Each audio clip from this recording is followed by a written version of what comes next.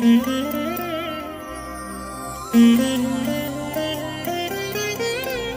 దినం పరము నుండి దిగివచ్చు మాట. ఇది నీ జీవితానికి వెలుగుల బాట. నీ ఒడిలో ఉంచబడిన దీవెనల మూట, అద్భుతాల ఆనంద ఊట.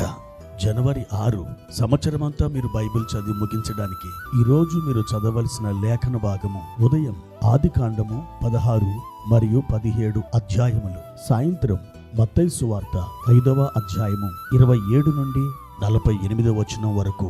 క్రీస్తునందు నాకు అత్యంత ప్రియమైన దేవుని బిడ్డలారా, ఈ ఉదయకాల సమయంలో ప్రభు కృప మీకు తోడైనగాక.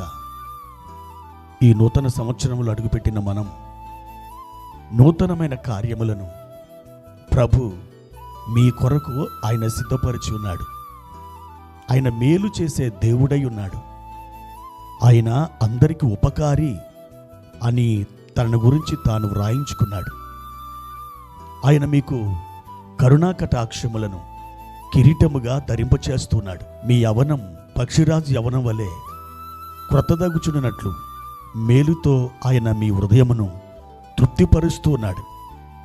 ప్రియ దేవుని బిడ్డలారా, ఈ ఉదయకాల సమయంలో ప్రభువారు మనకు అనుగ్రహించిన వాక్య భాగాన్ని చదువుకుందాం. ఆదికాండం 21వ అధ్యాయము 16వ వచనం. ఈ పిల్లవాని చావు నేను చూడలేనని అనుకొని వింటి వేత దూరం వెళ్ళి అతనికి ఎదురుగా కూర్చుండెను. ఆమె ఎదురుగా కూర్చుండి ఎలుగెత్తి ఏడ్చెను. ప్రియమైన దేవుని బిడ్డలారా, ఒంటరితనం, భయం, భవిష్యత్ అంతా అగమ్య గోచరం, అర్థం కాని పరిస్థితులు, త్రోవ తెలియనటువంటి పరిస్థితుల విషవలయం, ఏం జరుగుతుందో అర్థం కాని వైనం, ఎక్కడికి వెళ్ళాలి ఎటు తోచని కలవరం ఒక స్త్రీని చుట్టుముట్టాయి. ఆ స్త్రీ మరి ఎవరూ కాదు, ఆమె హాగరు. ఇంట్లో నుండి వెలివేయబడింది. తాను తన చిన్న కుమారుడు ఆ ఇంటి నుండి బయలుదేరి ఎక్కడికో వారు వెళుతూ ఉన్నారు.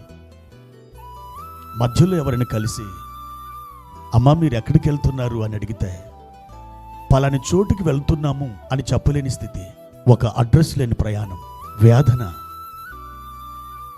దిక్కుతోచని పరిస్థితి వారిని వెటకారం చేస్తుంది, బాధిస్తుంది.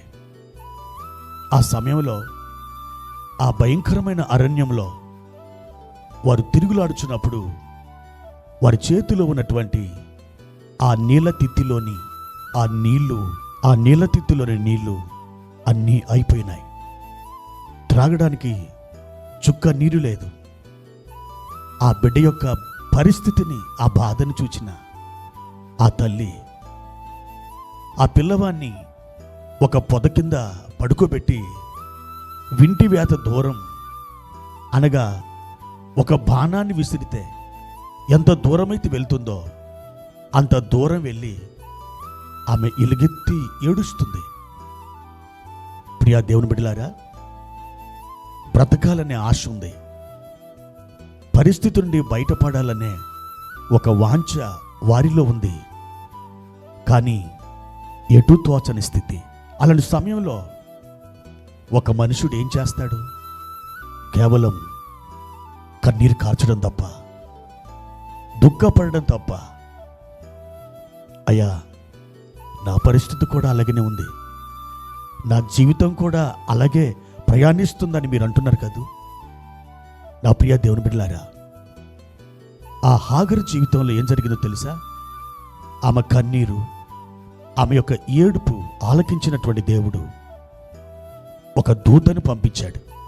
యెహోవా దూత ఆమె ఎదుగు దిగొచ్చాడు. ఆమె కన్నులను తెరిచాడు. అల్లంత దూరంలో ఉన్నటువంటి ఒక నీళ్ళ ఊటను ఆమె చూడగలిగింది. ఆశ్చర్యంతో తలమునకలైపోయింది. వెంటనే ఆ నీళ్ళతిత్తిలోకి ఆ నీళ్లు నింపుకొని తన కుమారునికి త్రాగనిచ్చింది. తాను కూడా త్రాగి వారు బ్రతికి బయటపడ్డారు. నా ప్రియమైన దేవుని బిడ్డలారా, ఆ కలవరముతో ఉన్నప్పుడు ఆమె దేవుడు తనకు సిద్ధపరిచినటువంటి ఆ దీవెనను, ఆ ఆశీర్వాదాన్ని చూడలేకపోయింది. మీరు కూడా కలవరంలో ఉన్నప్పుడు, వ్యాధంలో ఉన్నప్పుడు, బాధలో ఉన్నప్పుడు దేవుడు మీ కొరకు ఏమి సిద్ధపరిచి ఉంచాడో వాటిని కూడా ఎంత మాత్రమును చూడలేరు. ఒకసారి విశ్వాసపు నేత్రాలు తెరిచి దేవుని వైపు మీరు కన్నులెత్తినప్పుడు దేవుడు మీ కొరకు ఏమి సిద్ధపరిచి ఉంచాడో దానిని మీరు చూడగలరు, దానిని మీరు అనుభవించగలరు. ప్రియ దేవుని బిడ్డలారా, ఈరోజు దేవుడు నీ కొరకు ఒక ఓటని ఆయన చీల్చబోతున్నాడు. నీ అవసరానికి తగినటువంటి ఓట దేవుడు నీ జీవితంలో ఆయన అనుగ్రహించబోతున్నాడు. నీ హృదయ వాంఛను ఆయన తీర్చబోతున్నాడు. ఇజ్రాయేలు ప్రజలు అరణ్య యాత్రలో ఉన్నప్పుడు వారికి కూడా నీటి సమస్య ఎదురైంది. వారందరూ కూడా చాలా సనుగుతున్నారు. మోషే దేవునికి ప్రార్థన చేశాడు. దేవుడు ఆ సమస్యకి ఒక పరిష్కారాన్ని సూచించాడు. ఒక చెట్టు కొమ్మను చూపించి దాన్ని నరికి ఆ మారా జలములలో వేయమని చెప్పాడు. వెంటనే నీళ్లు మధురములుగా మారినాయి. అరణ్యములో ఉన్నటువంటి హాగరికి ఒక నీళ్ళ ఊట. కనాను యాత్రలో ఉన్న ఇజ్రాయేల్ ప్రజలకి దేవుడు చూపించిన ఒక చెట్టు కొమ్మ వారికి వారి అవసరాలు తీర్చగలిగినాయి. ఈరోజు నువ్వు ఎదుర్కొంటున్న ప్రతి సమస్యకి దేవుని దగ్గర ఒక కొమ్మ ఉంది, ఒక నీటి ఓట ఉంది, ఒక పరిష్కారం ఉంది. తప్పకుండా నీవు ఆయన తట్టు చూడు, ఆయన వైపు కన్నులెత్తు. నువ్వు ఎదుర్కొంటున్న ఈ పరిస్థితి నుండి నిశ్చయంగా బయటపడతావు. దేవుడు తప్పకుండా మేలు చేస్తాడు. ప్రార్థన. పరిశుద్ధుడా, ప్రేమ కలిగిన తండ్రి, మీ ఘనమైన శ్రేష్టమైన నామానికి వందనాలు.